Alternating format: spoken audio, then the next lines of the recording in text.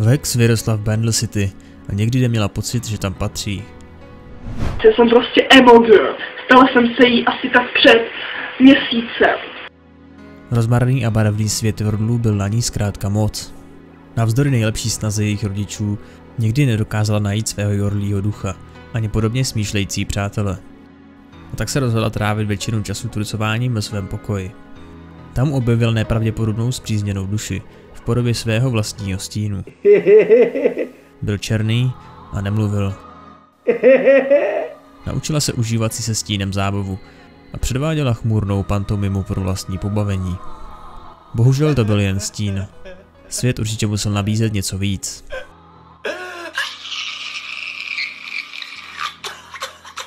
Něco temnějšího, něco smutného, něco jako byla ona. To něco dorazilo v podobě hustých mraků černé mlhy, které se přehnaly přes Bandle City a vyvolaly v jeho obyvatelích paniku. Zatímco většina Yordlů proti mlze udatně bojovala, Vex tyto odporné výpary zaujaly a tak se vydala pátat po jejich zdroji. Jednoho dne narazila na Stínové ostrovy a nemohla věřit svým očím. O můj bože, to je nádhera, takové místo hledám celý život, to je ráj na zemi. Jak dny ubíhaly, Vex si všimla, že na ní má černá vlha zvláštní účinek. Její stín nabyl svou osobnost. Byl živý a dokonce i mluvil. Vexina Yordlí magie se proměnila v něco mnohem zlomyslnějšího. Stále ale nevěděla, kdo tohle úžasné místo stvořil. Na svou otázku brzy dostala odpověď, když se na ostrovech objevil padlý král Viego.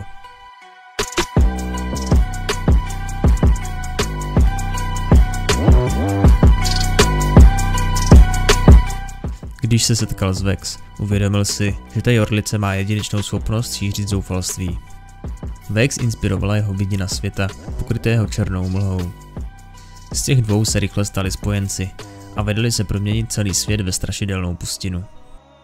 Než Viego stihl svou vidinu zcela realizovat, Vex objevila jeho skrytý motiv. Získat duši své mrtvé královny Izoldy a znovu s ní uzavřít svazek plný manželské blaženosti. Znechuceně se otřásla a cítila se zrazena kvůli tomu, že muž, kterému věřila, že ničí veškeré štěstí na světě, ho vlastně sám hledá. Měla jsem kamarádku, jo, měla, už nemá. Já vám to ukážu, ona bydlí v paneláku. A to je hrozně blbý, protože ten panelák je v oranžový barvě, chápete to? Oranžový. Prostě oranžová a emo, to prostě nejde dohromady. Vex nechala Viega, aby ho porazili strážci světla. Opět byla sama a zklamaně sledovala, jak se svět proměňuje zpátky v jasné místo plné barev, které vždy nenáviděla. Zjistila, že udržet si dlouhodobou melancholii bude těžší, než se zdálo. Věděla o posledním místě, kam by mohla jít. Navštívila své rodiče v Bandle City a chtěla jim ukázat, kým se stala, aby se mohla opájet jejich nesouhlasem. Mladá Yordlice sledovala, jak její rodiče popadlo zděšení a stály jako solné sloupy. Ty seš snad úplně blbá nebo co? Nechceš si ještě přešít šulina a chcát ve stoje? Řekla její matka. Já vám to jako vysvětlím, já nevím, jak vám to právě říct, protože jste úplně jako vypatlaný, jo. Jsi naše dcera, takže tě musíme mít rádi. I přesto, že seš úplná kráva. Milujeme tě, zlatíčko, a držíme ti palce. Si myslím, že jste úplně blbý. Potratě.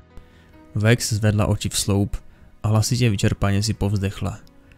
Odplahočila se z obývacího pokoje svých rodičů a nemohla se dočkat, až se vrátí na Stínové ostrovy. Díky nekonečné zásobě problémů a silnému stínu v patách se Vex chrání před veškerým veselým a štěstím venkovního světa a všemi těmi otravnými normies, kteří ho obývají.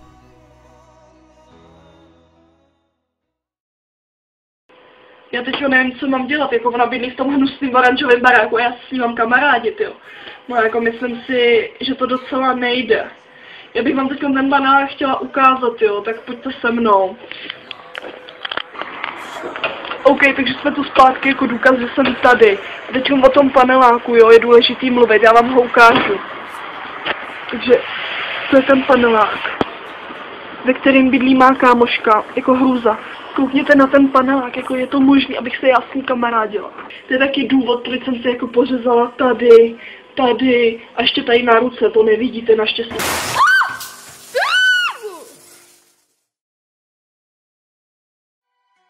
Bráško, tenhle content neroste na stromě a pokud má kanál v budoucnu nějak fungovat, budeme dřív nebo později potřebovat pomoc vás, diváků. Ano. Takže jsme založili Patreon. Prozatím tam není moc kontentu, to se ale časem změní. Taky tam najdeš reuploady parodii, který nám zase smazali. Protože mě velmi baví reuploadovat to pořád dokola.